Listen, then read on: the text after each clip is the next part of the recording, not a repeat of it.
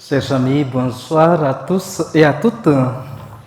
Merci beaucoup au Père Venceslas pour cette présentation. Et donc, avant de commencer, je vous invite à prier. Vous pouvez vous asseoir comme ça. Oui. Au nom du Père et du Fils et du Saint-Esprit. Notre Père qui es aux cieux, que ton nom soit sanctifié, que ton règne vienne. Que ta volonté soit faite sur la terre comme au ciel. Donne-nous aujourd'hui notre pain de ce jour. Pardonne-nous nos offenses. Pardonnons aussi à ceux qui nous ont offensés. Et ne nous laisse pas entrer en tentation, mais délivre-nous du mal. Amen. Sainte Anne, priez pour nous. Sainte Marie, Mère de Dieu, priez pour nous. Au nom du Père et du Fils et du Saint-Esprit. Alors, ce soir, je vous invite donc à aller à la rencontre de l'évangélisation à Madagascar, à la rencontre de l'Église et à la découverte du peuple malgache. Madagascar qui se trouve au large de la côte est de l'Afrique australe, à côté de la Mozambique, et dans l'océan Indien, classée 4e plus grande île mondiale, sa superficie est environ de 590 000 km², donc une très grande île dans l'océan Indien avec les autres petites îles autour. Il y a l'île Maurice, la Comore, la Réunion et d'autres petites îles encore que je ne me rappelle pas du tout beaucoup. Et sa capitale est Antananarivo. Ne soyez pas étonnés avec le nom malgache qui est un peu long, mais ça fait partie de Madagascar. C'est une particularité du pays. Quand vous rencontrez des noms très longs, vous découvrez tout de suite que c'est un malgache. Antananarivo qui signifie 1000 villages ou pays du mille. Parfois, c'est la traduction littérale, la traduction libre de ce nom. Les habitants sont les malgaches et actuellement les habitants sont environ 29 millions d'habitants qui habitent dans cette grande île. Madagascar est constitué de 6 provinces, donc Antananarivo, la capitale, au centre, dans les hauteurs centrales, et d'autres provinces autour d'Antananarivo, et aussi 23 régions. Actuellement 23 régions depuis 2020 ou 2022, mais avant c'était 22 régions qui se répartissent en 18 ethnies différentes. Donc Madagascar, il y a beaucoup d'ethnies et ce qui donne aussi, ce qui reflète aussi la langue du pays. Il y a plusieurs dialectes. Bien sûr, la langue malgache unit le peuple, mais dans chaque ethnie, il y a quand même une petite nuance dans chaque langue, dans chaque dialecte. Du côté religieux, actuellement, 50% environ des Malgaches suivent encore la religion traditionnelle des ancêtres et 45% environ, 44% suivent de la religion chrétienne. Et parmi la religion chrétienne, la religion catholique est environ 24%, représente environ 24% de ces 45% de chrétiens, ce qui veut dire que la religion catholique représente maintenant donc un quart de la population. Un quart de la population. Cette dernière décennie, on remarque aussi dans le pays une croissance significative de la religion musulmane. Maintenant, un taux encore moins, mais quand même, cette dernière décennie, on voit bien une croissance significative de 6% actuellement des musulmans dans le pays, à Madagascar. Il y a 22 diocèses qui se regroupent autour des 6 provinces ecclésiastiques dans le pays. Actuellement, Madagascar est affronté à plusieurs défis, divers défis. D'abord, il y a le défi de la grande pauvreté aujourd'hui et aussi la faiblesse de l'éducation, de l'insécurité, de la santé, des corruptions aussi, presque omniprésentes actuellement dans le pays. L'Église donc joue un rôle très important dans cette situation du pays. Le pays est plongé extrêmement dans un océan de misère et l'Église est là. Et dans sa mission d'évangélisation, l'Église s'engage beaucoup à aider les gens, pas seulement les chrétiens, mais à aider le peuple même à relever les défis de développement intégral du pays. L'Église s'engage à être le signe visible comme porteuse d'espérance et porteuse de lumière pour le peuple malgache. Les défis de l'Église s'étendent dans le domaine de l'éducation, d'abord dans le domaine de la santé, de la communication, du développement rural, de la justice, de la paix. C'est presque dans tous les domaines de la vie que l'Église maintenant entre dans cette responsabilité. Et comment vivre cette mission de l'Église? Comment l'Église fait face à ces défis? Et justement, dans cette présentation, je voudrais vous rapporter une brève histoire de l'arrivée de la foi, c'est-à-dire de l'implantation de l'évangélisation à Madagascar, et pour arriver ensuite à l'évangélisation dans le diocèse d'Antsirabe. Le diocèse d'Antsirabe, c'est le diocèse là où je suis incardiné à Madagascar. Et d'essayer aussi de voir à travers les œuvres missionnaires dans le diocèse d'Antsirabe, essayer d'évoquer en même temps aussi les défis de l'Église même à Madagascar. D'abord, Madagascar, son histoire peut se résumer en trois grandes périodes. Avant 1896, la période de la royauté, et de 1896 à 1960, la période de la colonisation. Madagascar était colonie française, et de 1960 jusqu'à ce jour, la période de l'indépendance. Et donc, la première tentative d'évangélisation de Madagascar remonte à la période de la royauté, vers 1818, et d'abord avec les missionnaires protestants. Les missionnaires protestants anglais de London Missionary Society, donc les missionnaires de la LMS qui ont évangélisé d'abord Madagascar. Deux noms sont importants dans cette mission. Il y a le nom d'un monsieur David Jones et de Thomas Bevan, donc sous les règnes de Radama Ier. Radama Ier, c'est un roi qui était à la tête de l'ethnie de l'Other central en 1792 jusqu'à 1828. Et les missionnaires protestants installèrent à Tamatave une école en l'an de 1818. Donc leur mission commence d'abord par l'implantation d'une école. Et c'est aussi ces missionnaires qui ont apporté l'écriture dans le pays à cette époque-là. Puis, après la mort de ces rois, il y avait une reine qui était très hostile à la religion. Et cette reine-là, arrivée à la monarchie en 1828 jusqu'en 1861, elle a renvoyé tous les missionnaires présents dans la grande île. Elle a renvoyé tous les missionnaires.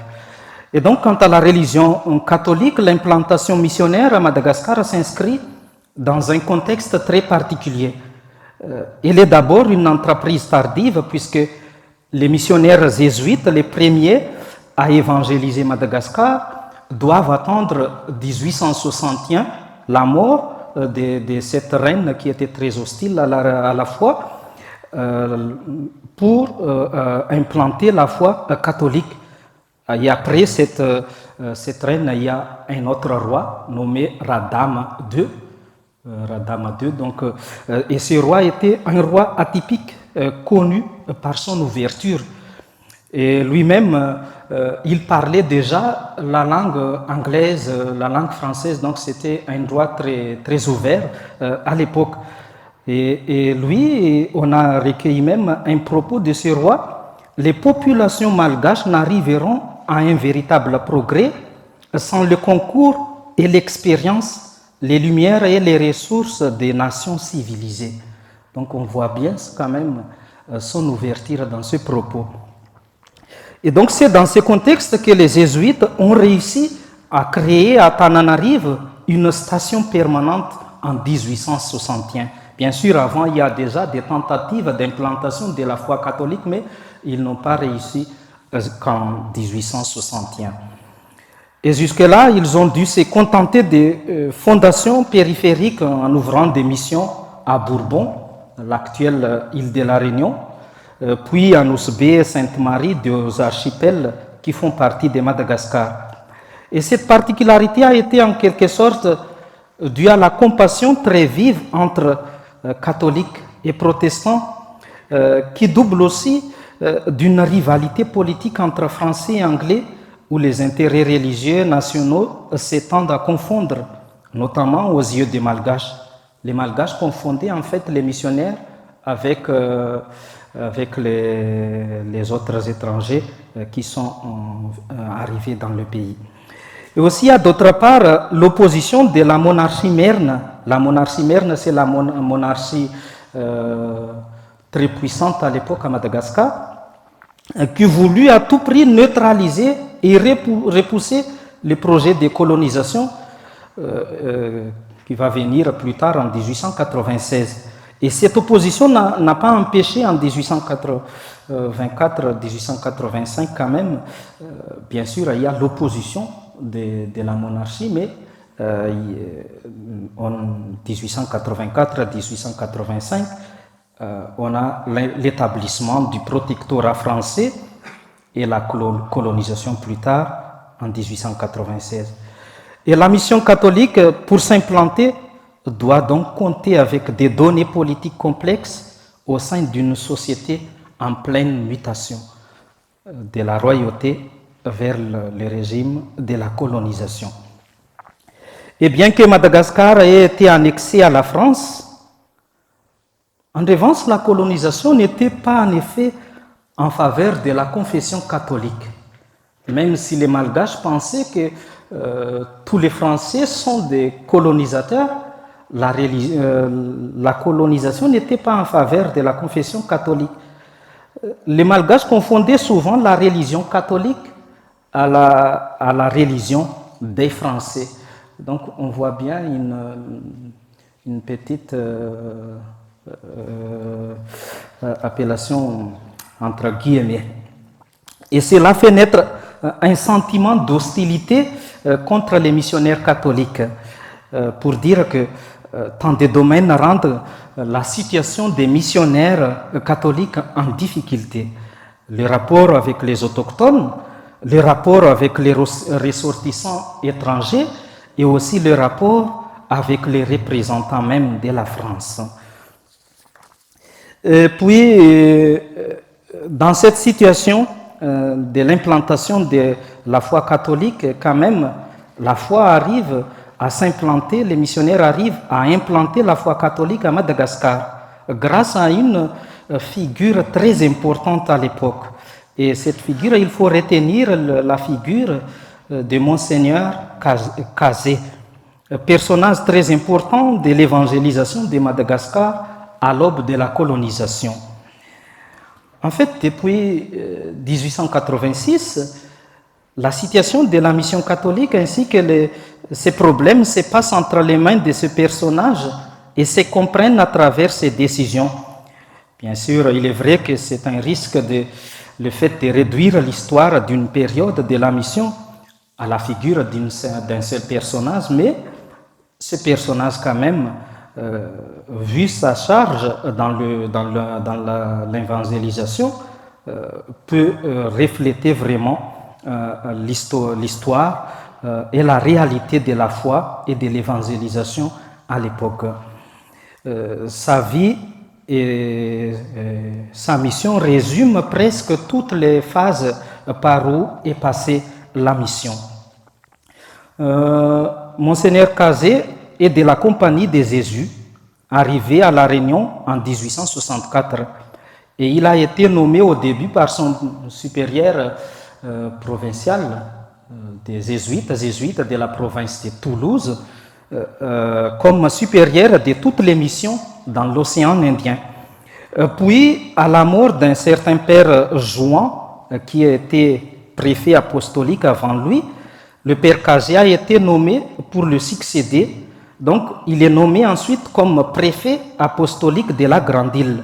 Et puis après, Madagascar a connu son érection en vicariat apostolique en 1913. Et le même père Kazé est nommé aussi par Rome en même temps comme vicaire apostolique, mais maintenant à caractère épiscopal. Donc il est à la fois nommé vicaire apostolique et nommé aussi évêque. Et il a reçu sa consécration épiscopale à Lourdes le 11 octobre 1885. Quelques mois après sa nomination et son ordination, Monseigneur Kazé négociait tout de suite la division de Madagascar, la division d'un seul vicariat en 3 vicariats apostoliques. Et donc, il a demandé de diviser en 3 au sud du pays, dont le centre est Fort-Dauphin. Fort-Dauphin, c'est l'extrême sud-est du pays. Donc, c'est dans la côte du sud-est. Et ensuite, au nord, avec Diego Suarez, et c'est lui au centre avec Antananarive. Et à part ce projet de division, Monseigneur Kazé projetait l'arrivée des autres missionnaires étrangers, autres que la Compagnie des Jésus. Et ses premières offres s'adressent aux lazaristes. Mais il dut opposer un refus au début. Et quant à la partie nord, le vicaire apostolique croit avoir réussi auprès des pères missionnaires du Saint-Esprit.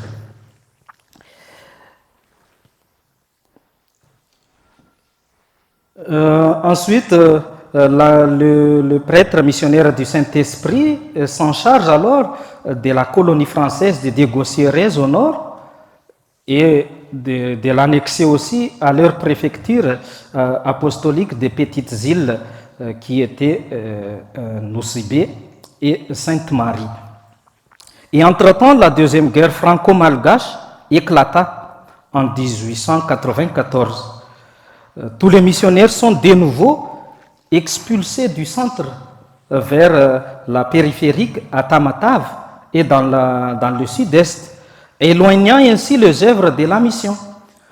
Et la propagande fide, face à cette expulsion des missionnaires, se contenta d'abord de rester en 2 vicariats, de maintenir alors en 2 mais pas en 3. Et avec un décret en 1896, tout le nord restait sous la responsabilité du Monseigneur Kazé et le sud avec la nomination de Monseigneur Jacques Crouget comme vicaire apostolique confié aux lazaristes. Donc même si Monseigneur Kazé avait le désir de partager en 3 vicariats apostoliques Madagascar, Rome procédait à une division en 2 vicariats apostoliques. Seulement un peu plus tard que le vicariat apostolique central est érigé, englobant toutes les provinces mernes, donc toutes les autres terres centrales. Les jésuites en étaient les responsables. Mais cette région centrale paraît encore très grande, très large, et le vicaire apostolique fait de nouveau appel à l'aide des autres congrégations missionnaires. Et la congrégation des missionnaires de Notre-Dame de la Salette accepta cette proposition. Et donc, quand le général a accepté cette proposition, il a nommé un prêtre salétain qui s'appelle François Dantin comme vicaire apostolique de la région du Vaknankarat. La région Vaknankarat, c'est le chef-lieu de la région là où il y a les diocèses d'Antsirabe au centre. Et cet décret d'érection de la préfecture apostolique du Vaknankarat a eu lieu plus tard en 1913. Ce même père François Dantin est nommé préfet apostolique. Et 5 ans plus tard, cette préfecture est érigée en vicariat apostolique avec la même nomination de ce père François Dantin en vicaire apostolique et en même temps aussi à caractère épiscopal. Le 20 juin 1920, c'est une date particulière pour la mission dans la région du Vaknankarat ou Antsirabe parce que en cette date, le monseigneur Dantin a fait la demande de transférer le vicariat apostolique du Vaknankarat en Antsirabe. Donc seulement en 1920 que Antsirabe est devenu vicariat apostolique. Pourquoi? Parce que Antsirabe est une grande ville qui acquiert chaque jour une plus grande importance, tant à cause de sa distinction civile comme chef-lieu de la province, mais aussi une ville climatérique vers laquelle ces eaux thermales et minérales attirent un nombre d'étrangers de plus en plus considérable. Et cette demande a été approuvée par le pape Benoît XV en 1920. Et cette Antsirabe, c'est...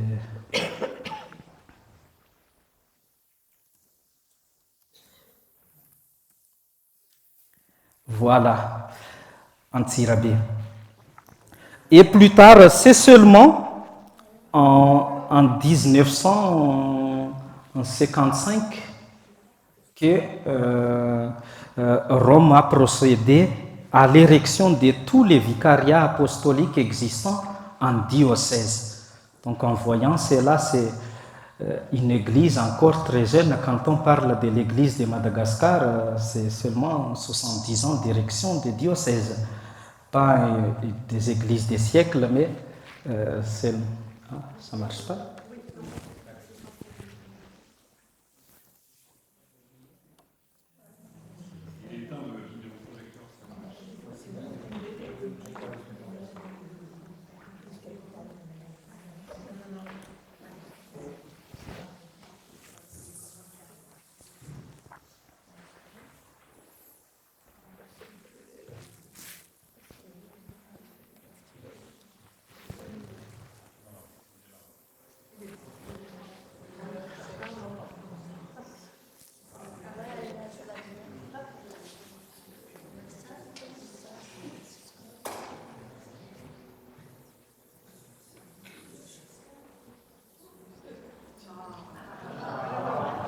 Donc voilà.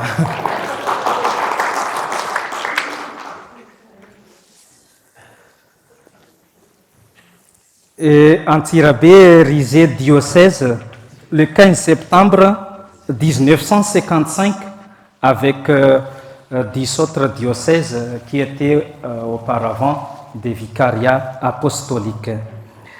Son église cathédrale a été construite par un prêtre architecte français, le père Michaud, en 1930 et consacrée en 1931. Un style délibérément européen inspiré de la cathédrale des Rives dans l'Isère. Je crois qu'elle...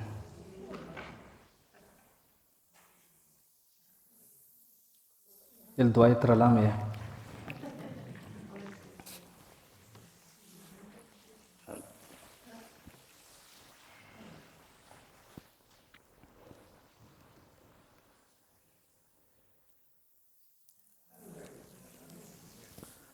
Voilà.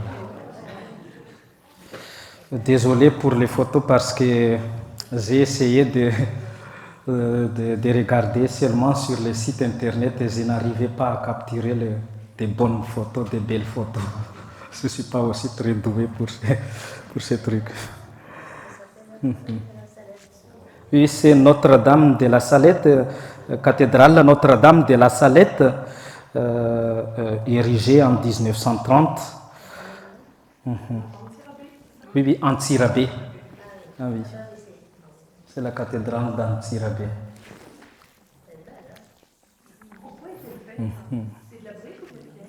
Des pierres. Des pierres, des parpaings. Oui. Et donc maintenant, 2 siècles d'évangélisation, mais quand même 70 ans en direction en diocèse. Quels sont les défis de l'Église actuellement à Madagascar?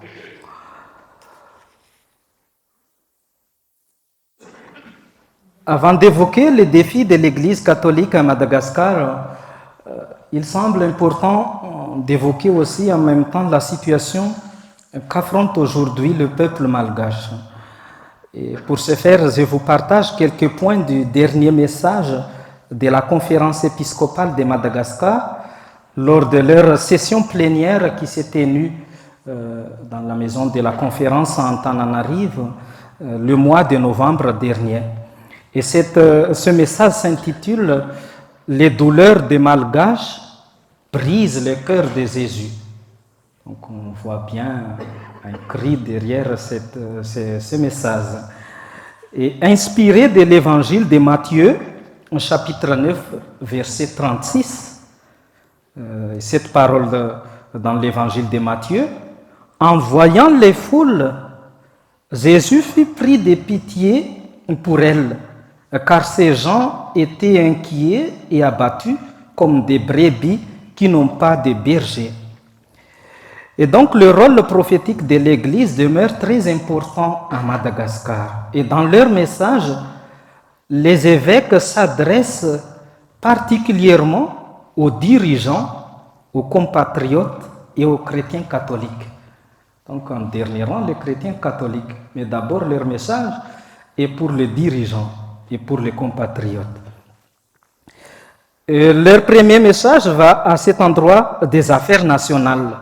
Dans l'article 2, on peut lire « L'Église étant prophète, nous ne la serons pas et nous ne pouvons jamais nous taire pour clamer avec le peuple les douleurs actuelles des Malgaches.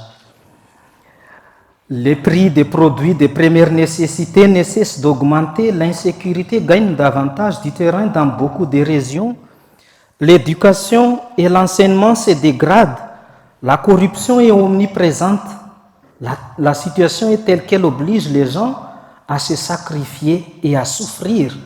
Et toutefois, les gens n'osent pas s'exprimer, puisque pour eux, mieux vaut mourir demain qu'aujourd'hui.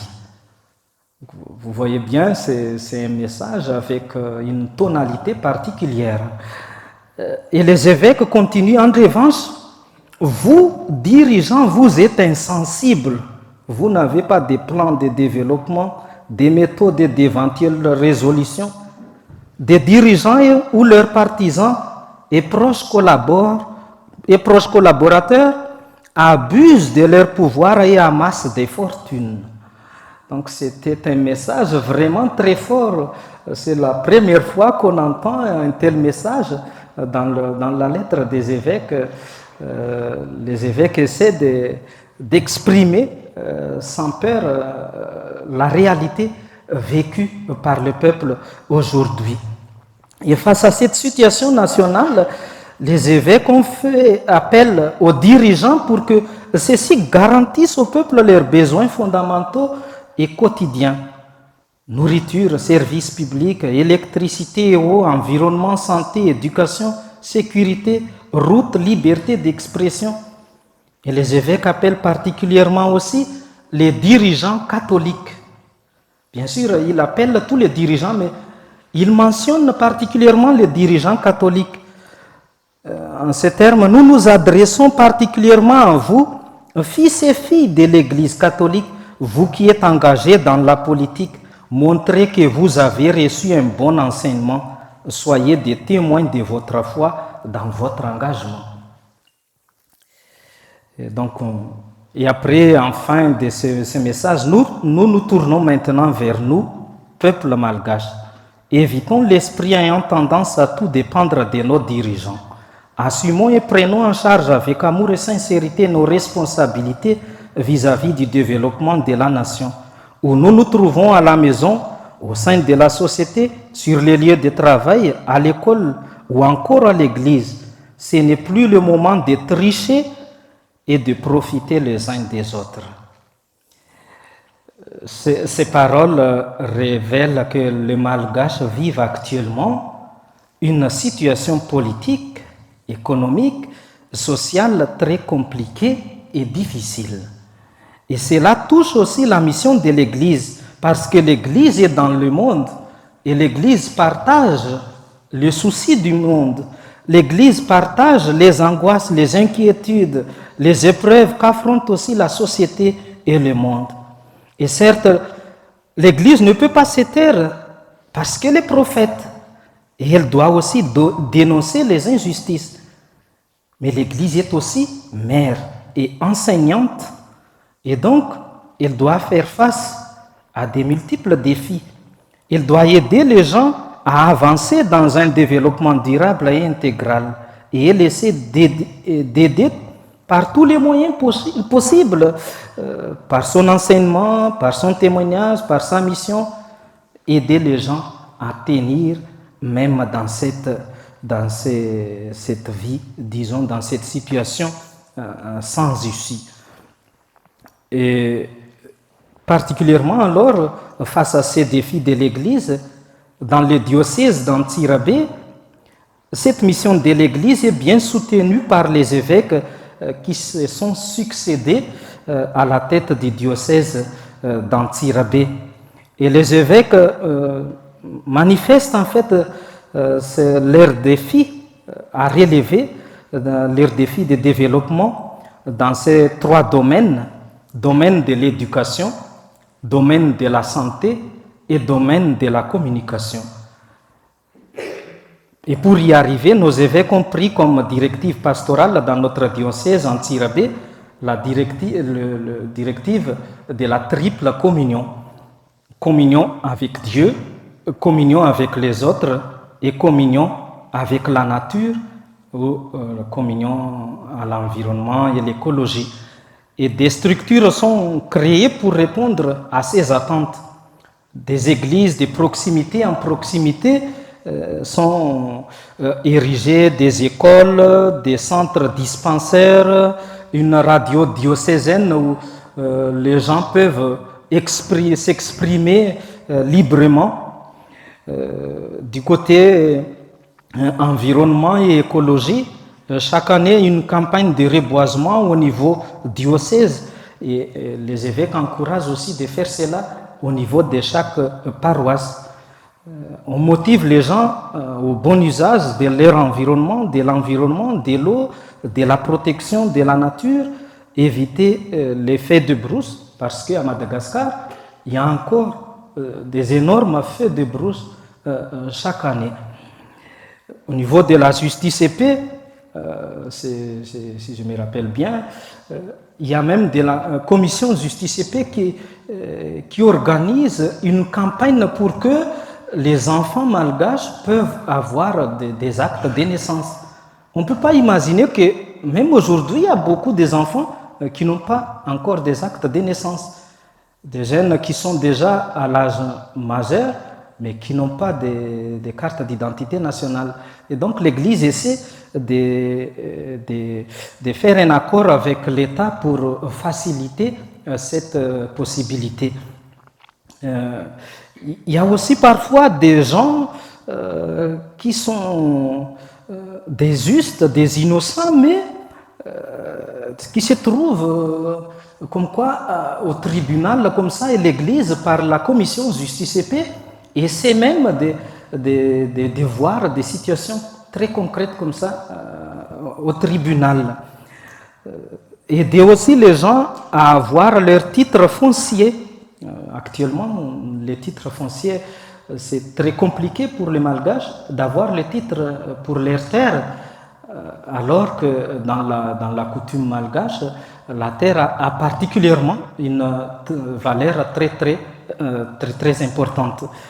Et donc l'intervention de l'Église au niveau de tous ces domaines-là manifeste bien son défi à relever et à aider les gens à avancer, même dans une telle situation.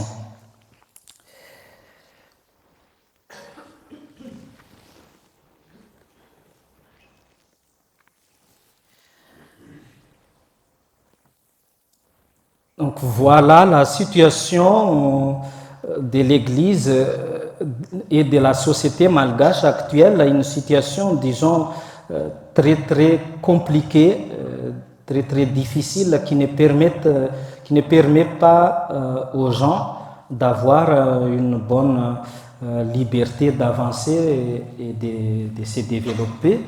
Mais l'Église essaie par tous ses moyens possibles de contribuer à cela. Maintenant, je vais passer à l'organisation interne de l'Église quant à sa mission par rapport au sacrement et à l'administration de l'Église à Madagascar. Comment fonctionne l'administration de l'Église à Madagascar? Donc cet organigramme reflète un peu la réalité de l'organisation au sein du diocèse d'Antsirabe. Donc là, il y a la paroisse au-dessus, la paroisse appelée aussi à Madagascar district. Et cette paroisse est divisée en différentes sections, deux sections, 3 sections, 4 sections comme ça.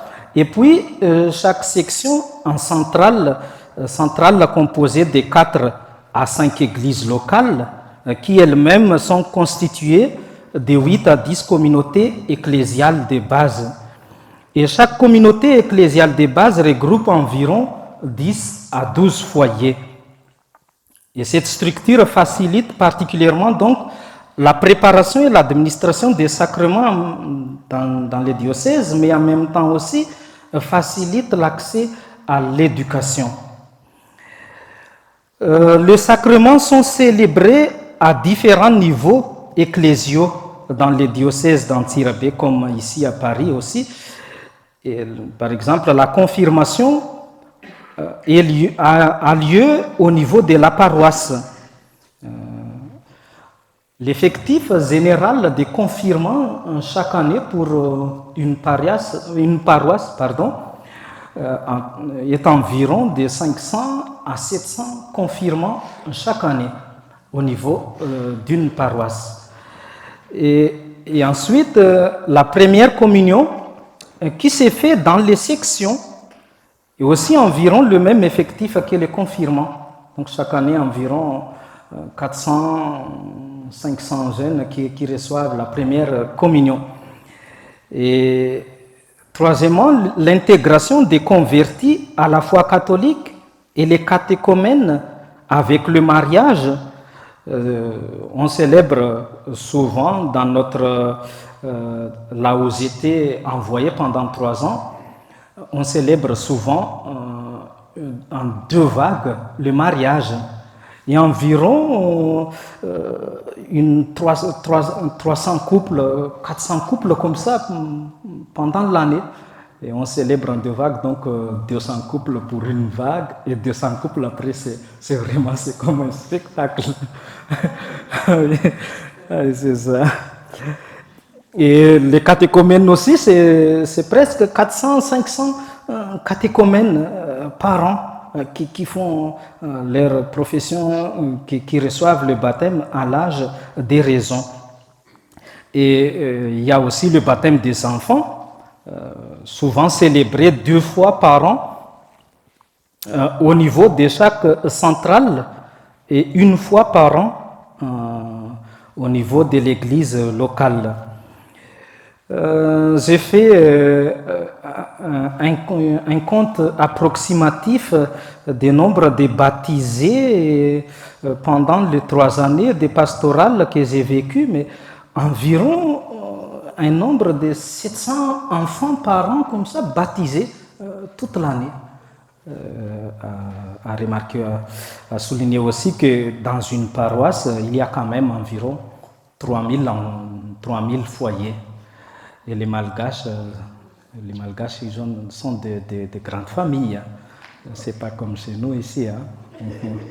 Une petite famille en Malgache, à Madagascar, c'est avoir 4 enfants.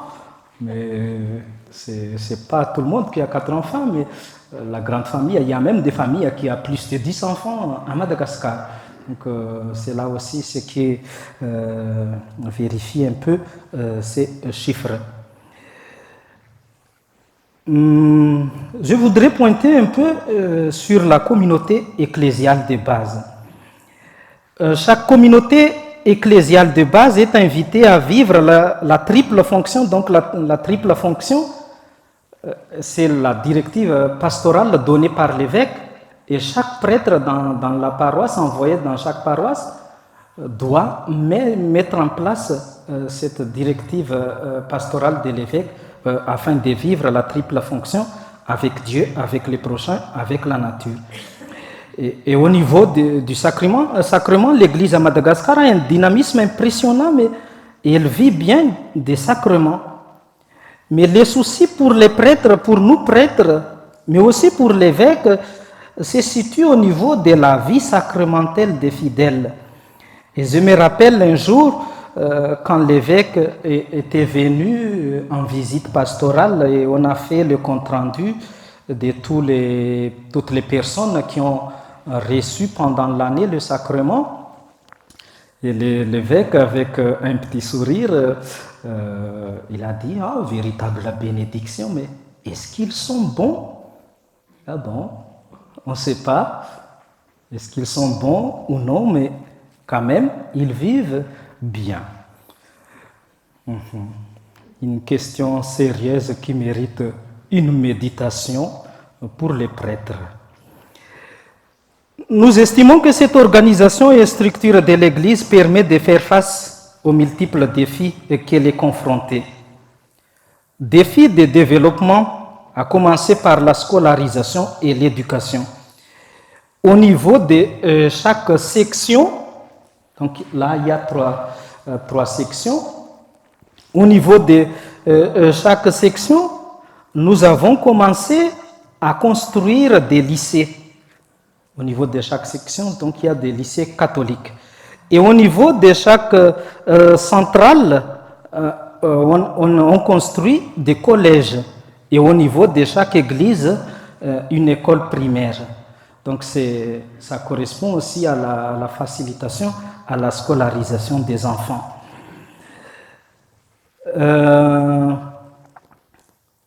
Et dans chaque église aussi, on essaie, à Madagascar, pour l'église à Madagascar, on essaie de donner la possibilité à toutes les tranches d'âge d'avoir sa place dans l'église, d'avoir leur place dans l'église. Les enfants, il y a des associations qui s'occupent des enfants. Les jeunes, il y a des associations qui s'occupent des jeunes. Les adultes, c'est comme ça. Donc, on essaie de donner place importante à toutes les tranches d'âge. Quand vous rencontrez des célébrations malgaches, les célébrations liturgiques, il y a des caractères plus particuliers, comme les autres célébrations africaines aussi. C'est le caractère plus festif de chaque célébration, d'un côté, et la célébration très très longue. Ah oui, c'est ça.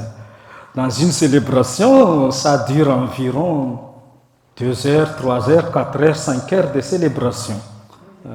C'est comme ça.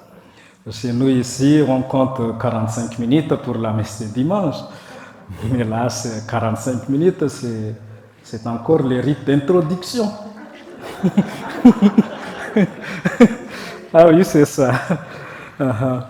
Donc, on voit bien le caractère très festif dans la célébration liturgique et sacramentelle à Madagascar. Et chaque visite du prêtre dans une église locale est souvent accompagnée de la célébration du sacrement du baptême ou célébration d'autres sacrements. Donc, on fait la visite pastorale, mais en même temps, on célèbre un sacrement particulier en faisant cette visite. Et la plupart des célébrations aussi est accompagnée d'une danse liturgique.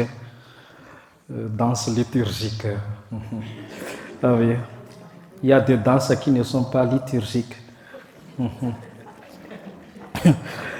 Et en fait, pourquoi? Parce que la danse fait partie intégrante de la culture et de la coutume du pays.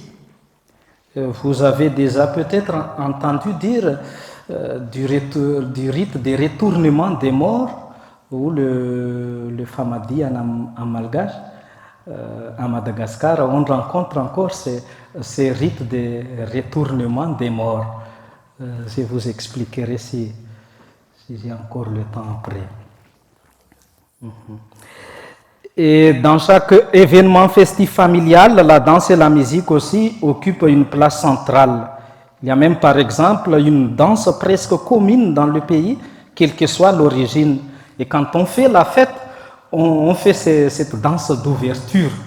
Et quand la musique de cette danse, quand ça commence, tout le monde bouge et danse et connaît aussi que c'est la Finra Finrao. Finra Finrao, c'est une danse, on peut peut-être après regarder un petit morceau de cette danse bien connue dans le pays. Et en ce sens, l'évangélisation choisit donc la voie de l'inculturation. On cherche à intégrer la foi dans une culture existante, non pas comme un simple ajout ou comme un simple greffage de la foi, mais en essayant d'y apporter le message de l'Évangile.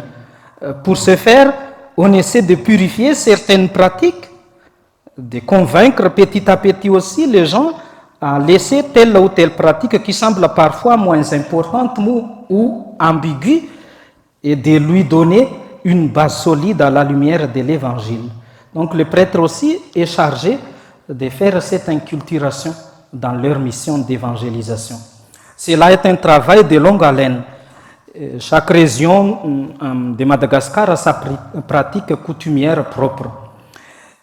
Et le peuple malgache sont des gens très sensibles, voire très conservateurs de leur culture et de leurs coutumes. Et quand on touche à leur culture, ce n'est pas facile du tout de les convertir. Mais il faut du temps pour la conversion. Et c'était en fait la difficulté des missionnaires de pénétrer dans la culture malgache. Mais quand même, une fois convertis, ce sont des gens très accueillants, des gens très joyeux et très gentils. Moi, je ne les suis pas.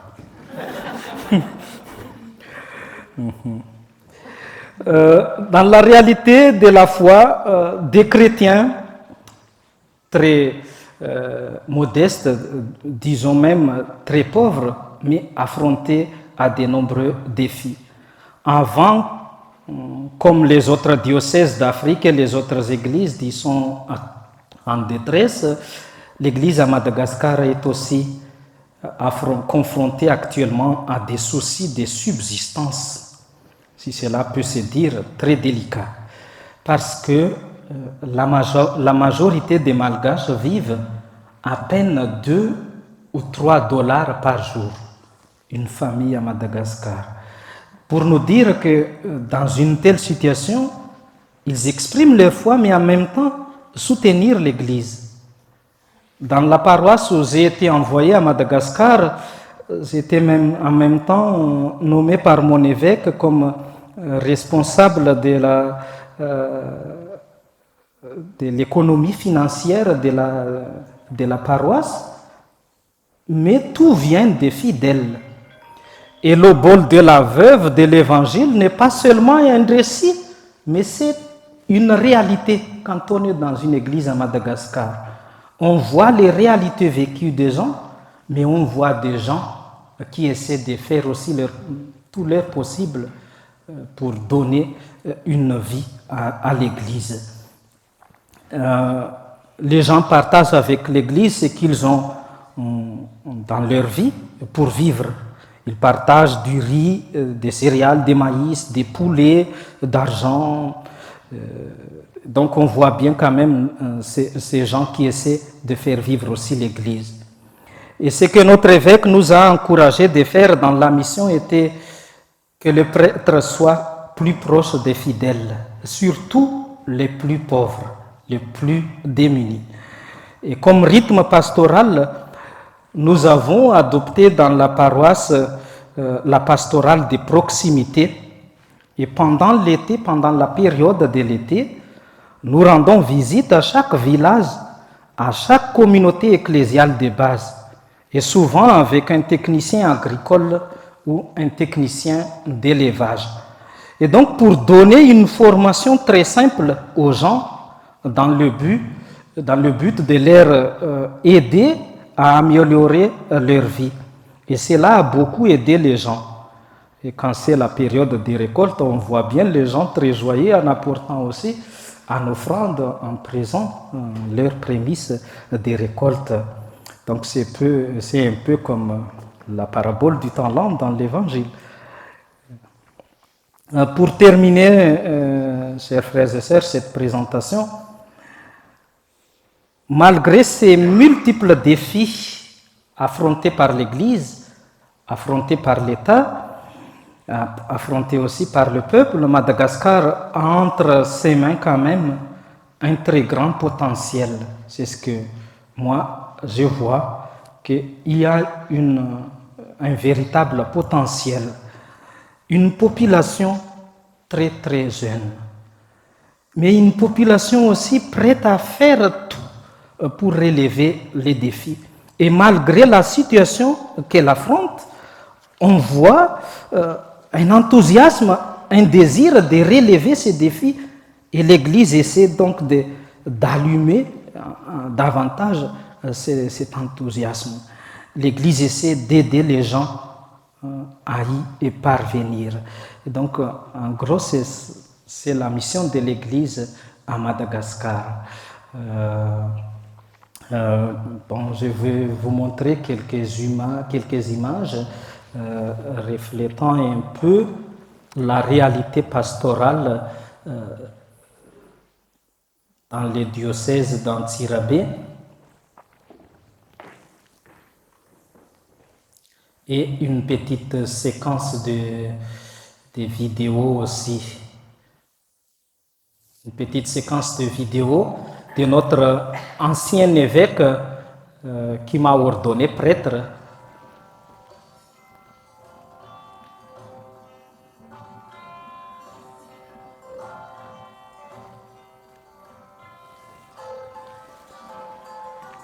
Qui reflète donc la vie de la population et en même temps aussi la vie de l'Église.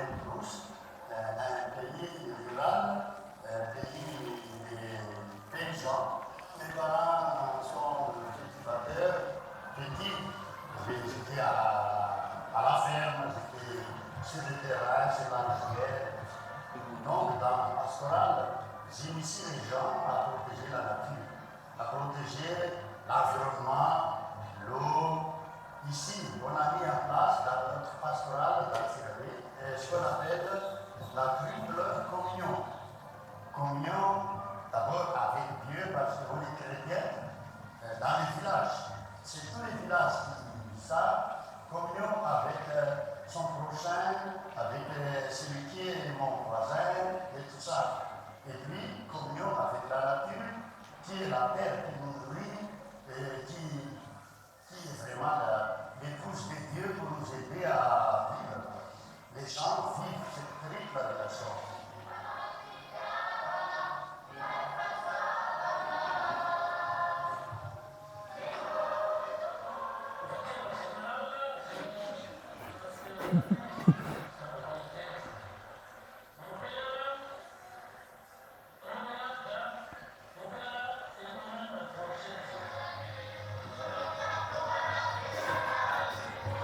Voilà le danse liturgique.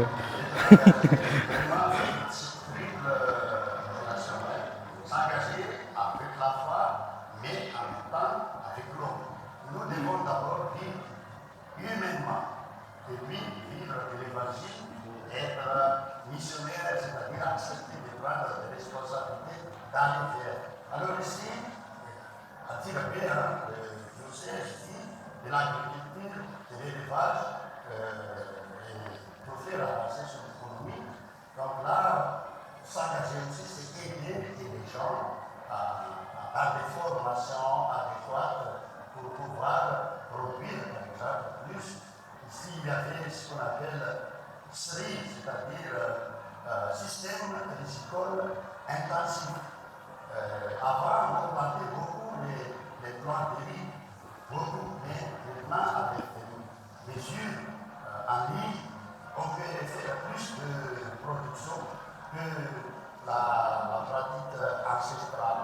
C'est sensationnel et je crois que le pape est aussi fils d'un paysan, je crois. Mais moi j'aime bien sa vision sur l'écologie et puis sur la terre commune, la maison commune, comme il dit, la terre, toute la terre, puis l'environnement et tout. Moi j'aime bien le gaz ici.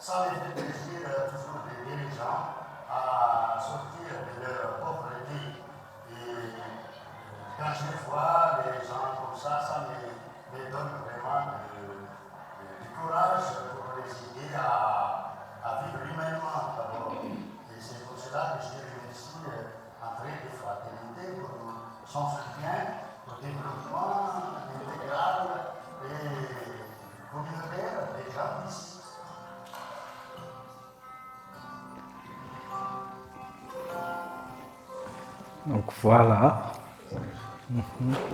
C'est en fait presque la vie des gens avec la vie de l'Église qui était résumée dans cette petite séquence de vidéos. Comme il est déjà 21h30, je vais passer plus vite à quelques photos et puis après nous avons une petite séance de questions.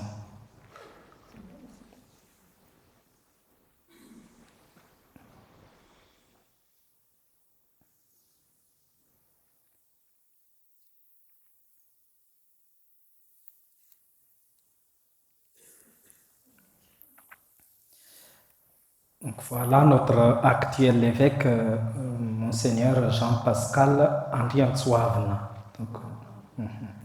Il a été intronisé évêque du diocèse le 17 septembre 2023, une semaine avant mon départ pour Paris. C'était notre recteur quand nous étions au grand séminaire.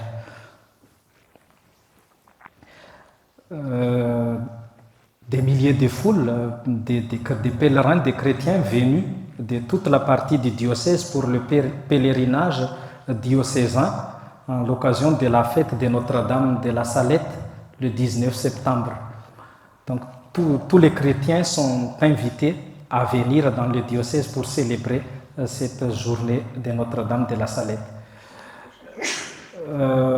C'est pendant l'offrande, on apporte les récoltes, la vie les récoltes dans la vie, on apporte en offrande pendant l'offertoire, c'est pendant la célébration de la liturgie. Ça, c'est la journée mondiale de la jeunesse, la JMJ nationale, qui s'est tenue en Tirabé en 2022. Donc, c'est presque 50 000 de jeunes qui sont venus de tous les coins de Madagascar pour participer à cette JMJ en Tirabé. Une célébration, petite célébration dans la brousse, dans la campagne. Parfois, on n'a pas de grandes églises, mais des petites églises, et quand c'est une célébration particulière, une célébration plus ou moins officielle, l'église ne peut pas recevoir tous les chrétiens et on célèbre en plein air.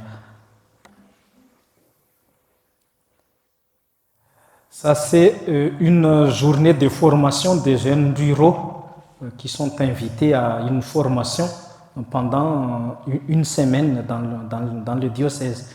Donc, c'est l'association qui s'occupe des jeunes qui organise cette formation annuellement pour convoquer les jeunes à participer à une formation à l'agriculture, à l'élevage, mais en même temps aussi à faire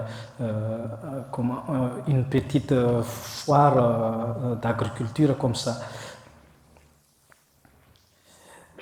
À Madagascar aussi, beaucoup de religieuses, prêtres actuellement.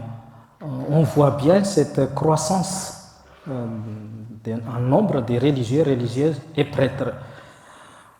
Donc c'est lors d'une rencontre des religieux et religieuses dans le diocèse d'Antsirabe. C'est le mouvement eucharistique des jeunes qui sont devant et les fidèles qui sont derrière. Donc c'est pendant une célébration officielle dans une paroisse et les jeunes dans le mouvement eucharistique des jeunes organisent un peu une rencontre en même temps aussi pour inviter les autres enfants à participer à ce mouvement. Ça c'est pendant le vœu de l'évêque.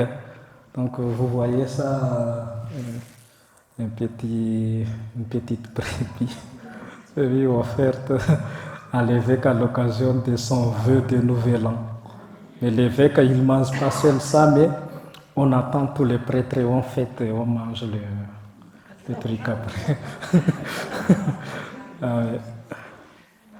Voilà des gens qui apportent dans un panier là des oies aussi.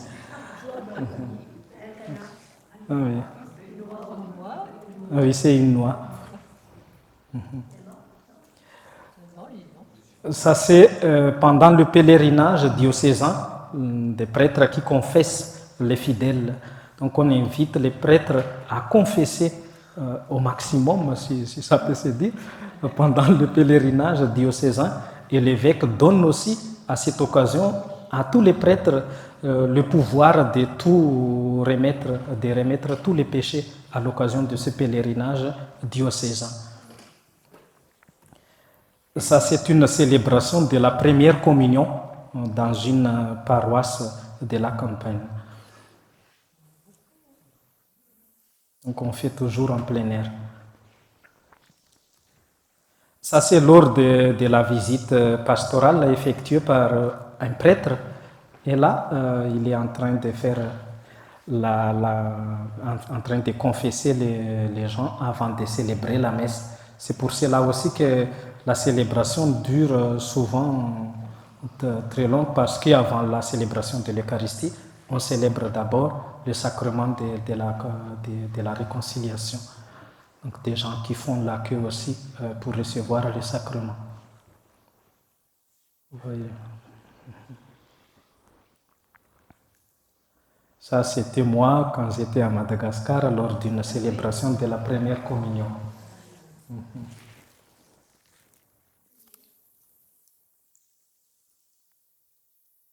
Ça, c'est la célébration des mariages qui s'effectue en plein air aussi, Vous voyez, ça, c'est ces jeunes couples. Mais il y en a beaucoup.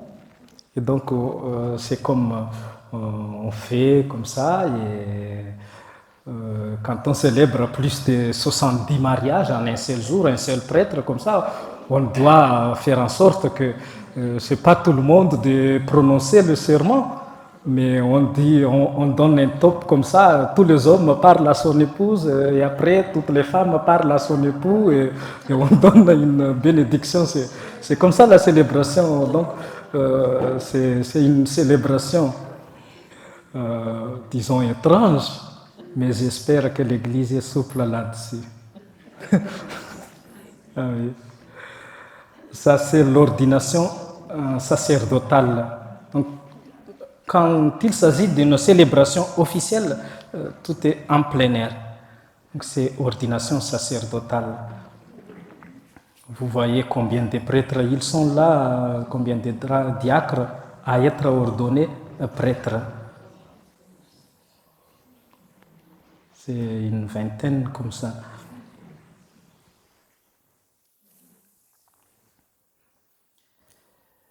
Ce sont des jeunes lycéens et collégiens dans un kermesse, pendant un kermesse qui fait des danses et des chants en folklorique, avec les vêtements typiquement malgaches.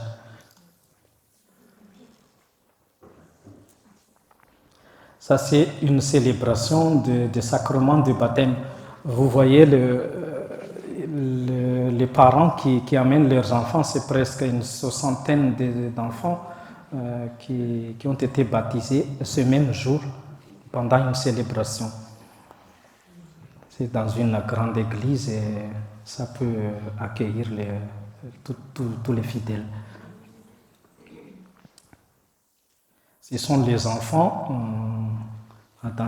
donc il y a l'église ici et leur école là. C'est une école catholique tenue par des laïcs engagés dans l'église.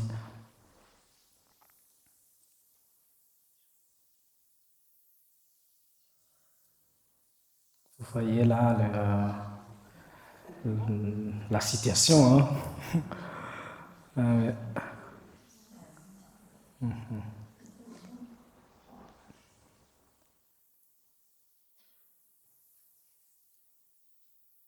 Mais ils sont quand même joyeux.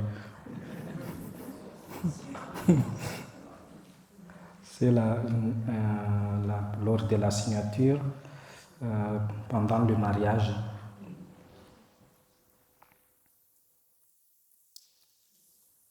Voilà l'état de la route pour la tournée pastorale.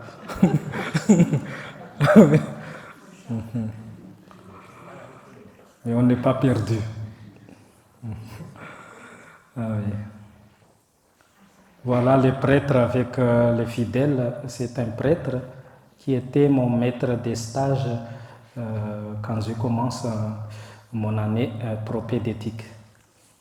Donc le prêtre avec les fidèles qui est en train de faire un terrassement pour avoir un terrain de foot.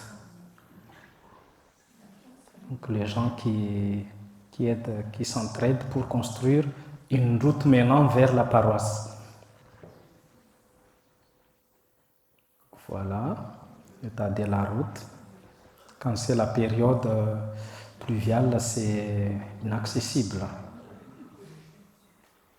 Voilà la vie ordinaire des gens. C'est la gare dans la ville d'Antsirabe. La culture, c'est le collège où j'ai commencé mon étude à l'école primaire.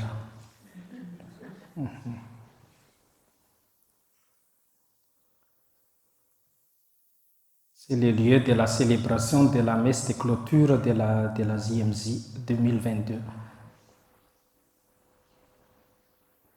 Donc c'est le pouce-pouce, le tiré encore par des gens, par des hommes, des cyclopousses. Et l'université est une université catholique. Donc c'est pendant la science avant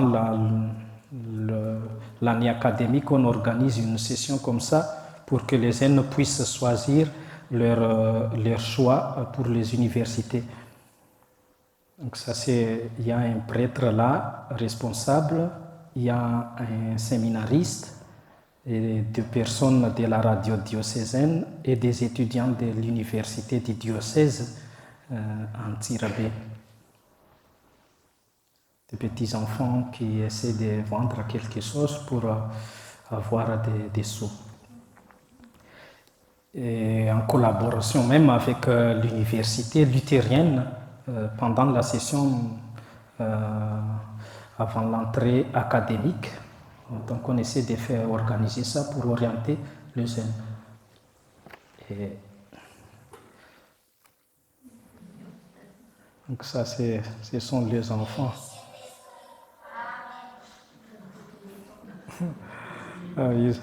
Ils prient avant de commencer leur...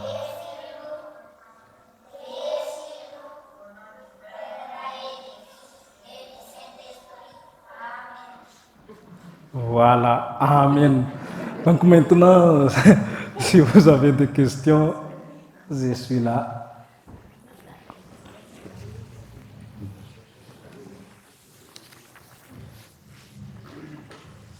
Merci Père Narendra, c'était magnifique. Et j'étais vraiment admirative de cette église qui est vivante, joyeuse, constructive. Admirative des prêtres qui sont vraiment polyvalents puisqu'ils sont capables de faire des travaux de terrassement. Enfin, c'est extraordinaire, on n'a pas beaucoup ça en France. Alors, j'avais une question, c'est que vous dites qu'il y a des écoles, des lycées, des universités catholiques. Quel est le pourcentage de l'enseignement catholique dans l'ensemble du système éducatif? Et quel est le pourcentage de l'enseignement chrétien? Parce qu'il y a des luthériens et d'autres confessions chrétiennes. Voilà, donc je me pose la question de l'importance dans l'ensemble du système. Mais est-ce qu'il y a une école publique obligatoire?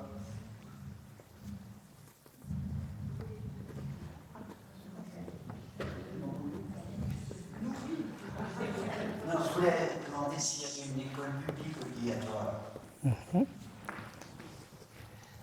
Donc, on limite à une troisième question et je vais répondre le 3 si c'est encore une autre question et après, voyez, on peut procéder comme ça. Et est-ce que l'enseignement est dispensé en français ou en malgache? Alors, on a aussi une question sur les scouts. Y a-t-il des scouts à Madagascar? Quel type? Parce qu'on en a aperçu tout à l'heure sur une photo.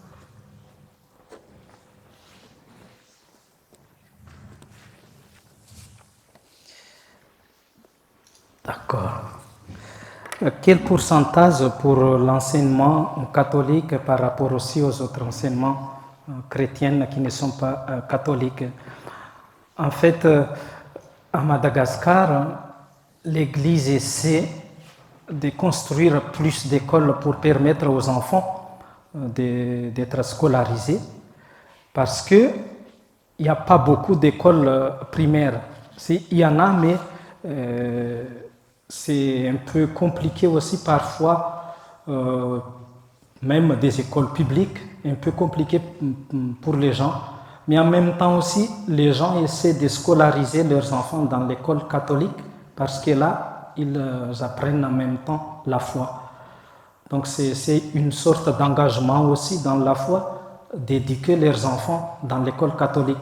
Et il y a beaucoup plus d'écoles catholiques quand même à Madagascar que d'écoles privées non catholiques.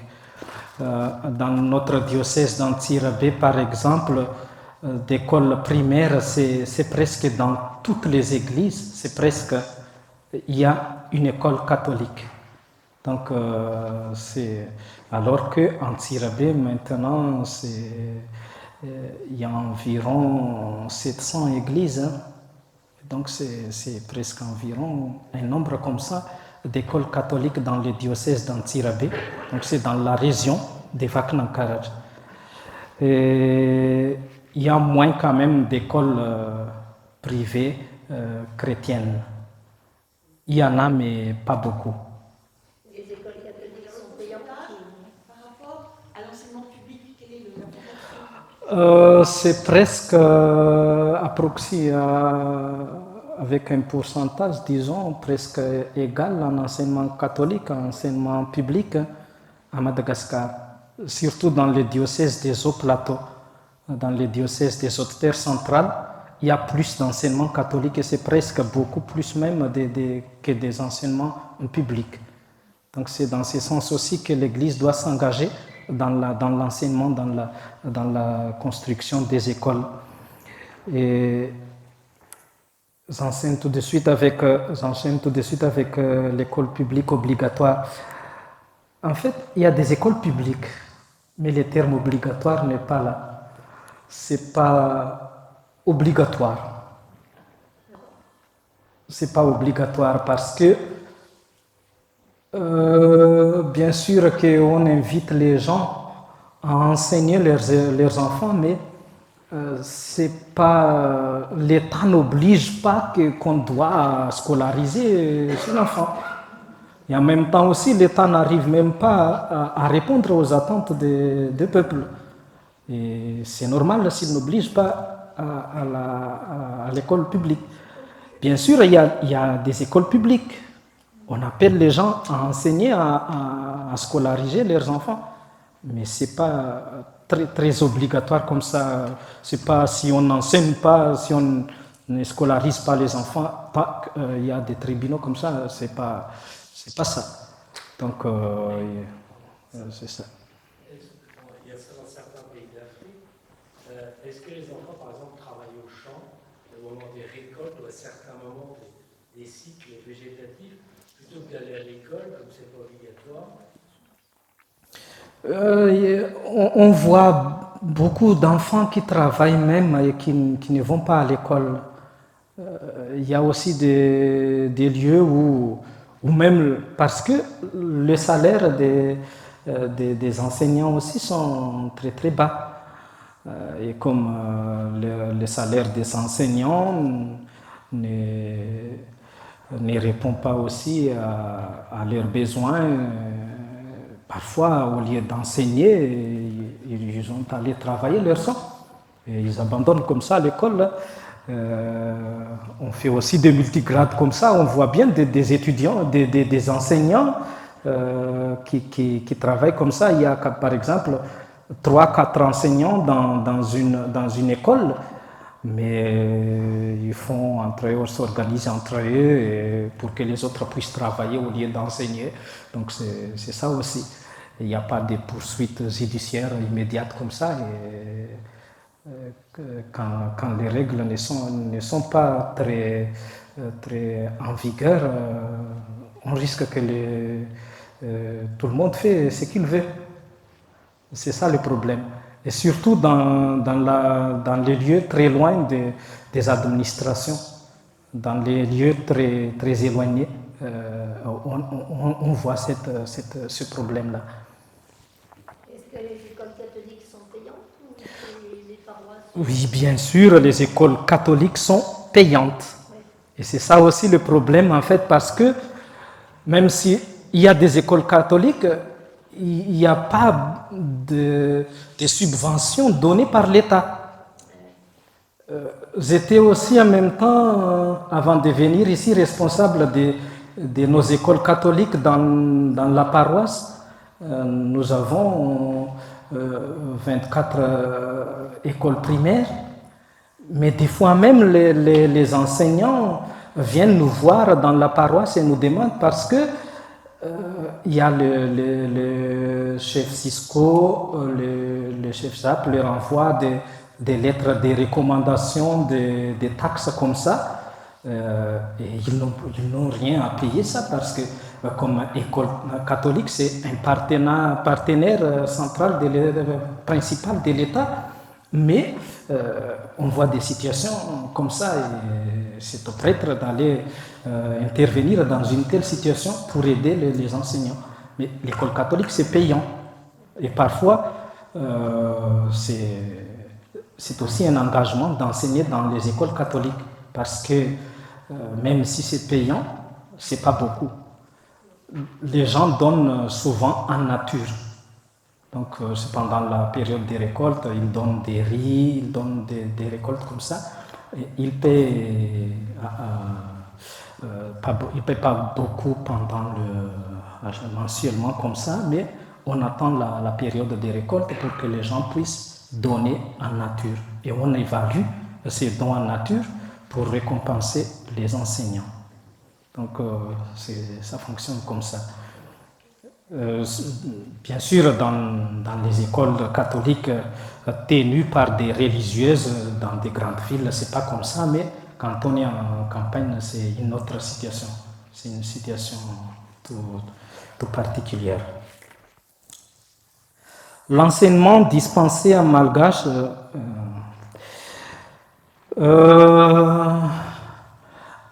avant 72 ou 75, si je ne me trompe pas, c'était obligatoirement en français. Mais il y a un moment où un président a imposé la malgacisation, si ça peut dire, de l'enseignement. Et donc à partir de ce moment-là, presque tout est dispensé en malgache.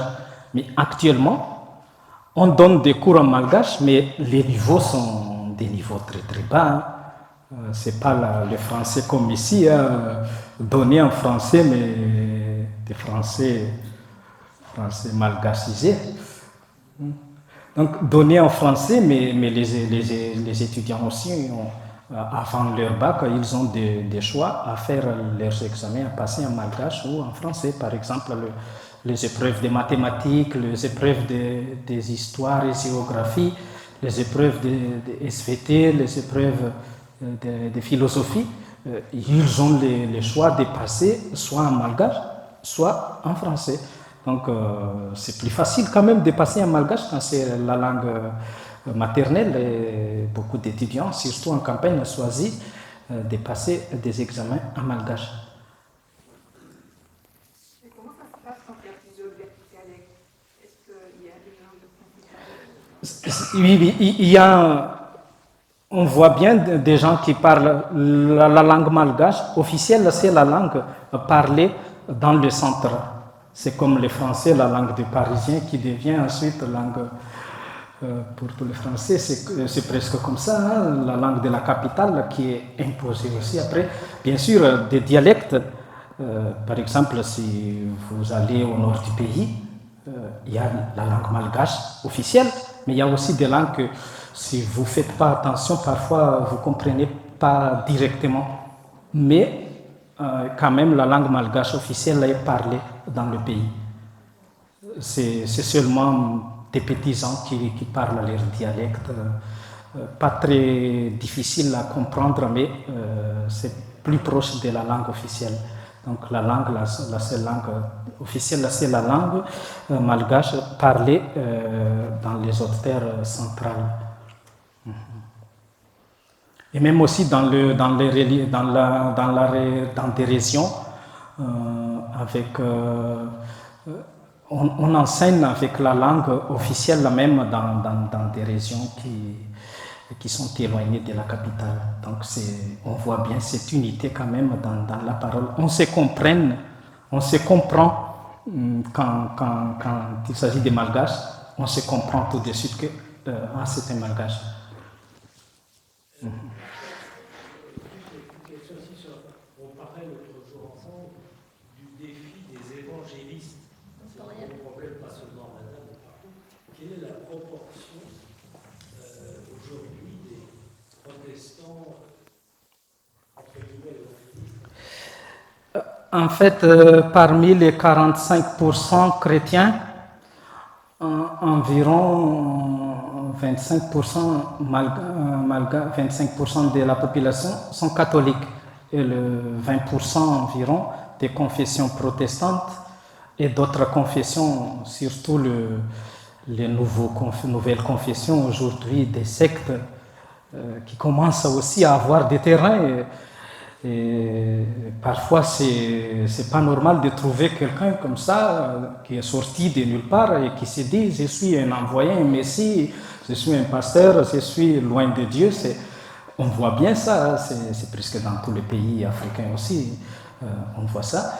Donc, il y a ce pourcentage des autres confessions, bien sûr, mais en majorité quand même, actuellement catholique, quand on parle des religions chrétiennes à Madagascar, des majorités catholiques. Il y a des scoutismes à Madagascar. J'aimerais en fait vous montrer ça.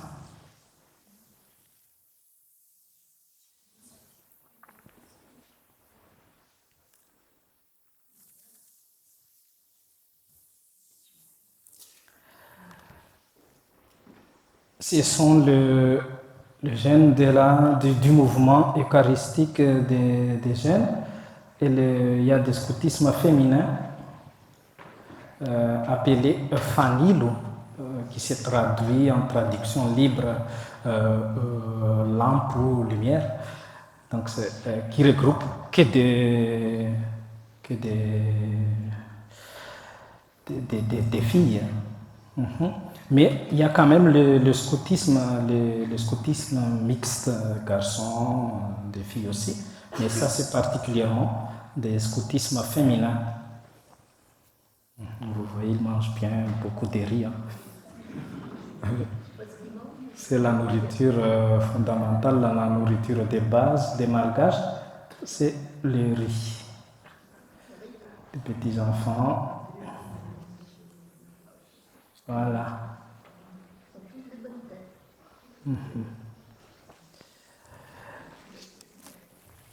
Oui, une dernière question peut-être.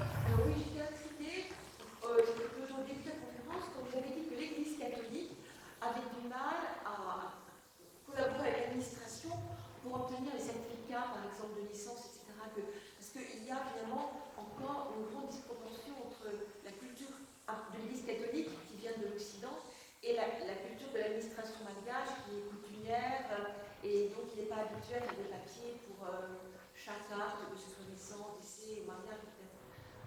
Vous avez laissé au début qu'il y avait l'Église catholique avait du mal à obtenir des actes de naissance, par exemple. Des actes de naissance. Non, ce n'est pas les églises catholiques, c'est les enfants. Il y a des enfants qui sont loin de très loin, dans des régions éloignées comme ça, mais à leur naissance, ils ne sont pas nés dans un hôpital comme ça, mais nés dans la famille comme ça, et après les parents ne s'en soucient pas directement de l'acte de naissance. Et après, quand on fait le baptême, on demande le baptême, on oblige l'acte de naissance. Et on voit bien qu'il y a, dans la paroisse, là où j'étais, une centaine d'enfants qui n'ont pas d'acte de naissance. Donc, des gens aussi, parfois, ils ont peur même d'aller rencontrer le maire ou le responsable des états civils pour déclarer la naissance de leur enfant. Et donc, dans cette situation, l'Église essaie d'aider aussi les parents à régulariser l'acte de naissance de leurs enfants. Donc, on essaie d'établir une campagne comme ça pour régulariser, aider les parents à régulariser l'acte de naissance de leurs enfants. Et on leur dit quand on fait l'animation, c'est que aujourd'hui même les ébus, vous devez déclarer vos biens, vos ébus et pourquoi vos enfants, vous ne déclarez pas. Et quand même les gens en entendant ça, oui, c'est ça. Donc l'Église catholique a un rôle de formation auprès de l'administration finalement. Ah oui, l'Église essaie de faire une intervention, et pas seulement pour les enfants catholiques, mais pour tous les enfants. Donc on organise une campagne, c'est pour tous les enfants qui n'ont pas des actes de naissance, et on sensibilise les parents, tous les gens à venir assister à une formation comme ça et leur aider à avoir l'acte de naissance pour leurs enfants. C'est important pour leur avenir. C'est très important pour leur avenir. Ils ne peuvent pas quitter leur pays, ils ne peuvent pas passer des peuvent rien faire s'il n'y a pas d'acte de naissance. Ils ne peuvent même pas recevoir le sacrement de baptême. C'est obligé. Donc, ça leur permet aussi d'entrer dans le ciel. Voilà.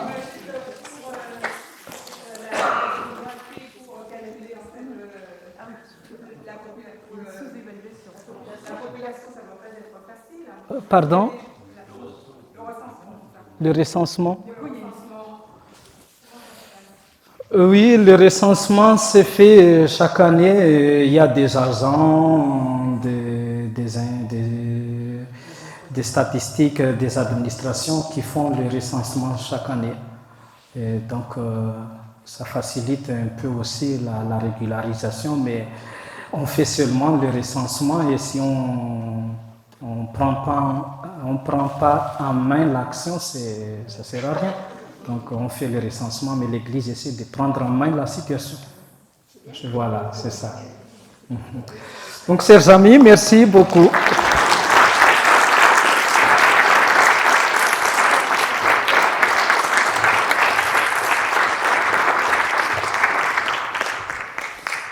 Un très grand merci.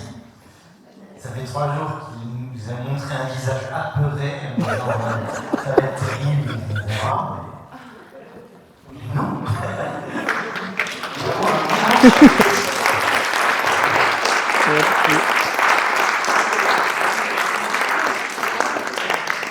Cette découverte, et ça nous permet de te redire la joie qu'on a d'avoir parmi nous ces quelques années. Voilà, grand merci pour ce voyage pour nous exotique et puis pour cette bonne découverte de l'église d'Anne-Sirardé. C'était pas trop long comme mot, malgache. Oui, c'est pas très long. Voilà. Et puis, quelque chose, je vais te demander de nous bénir pour terminer cette soirée. Tu as le droit de nous bénir en malgache si tu préfères. Ok.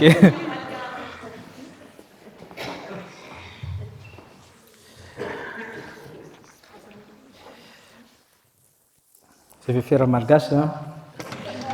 Et vous pouvez répondre quand même en français. Umbatsika mianakavy any amin'ny tompo hitsodrano sy hitsimbona antsika ny Andriamanitra mahefa ny zavatra rehetra sy be fitiavana dia izy Ray, Zanaka sy ny fanahy masina. Amen. Hitantana ny diantsika zao alina ho diavintsika zao anie Jesosy Kristy. Voilà. Merci beaucoup.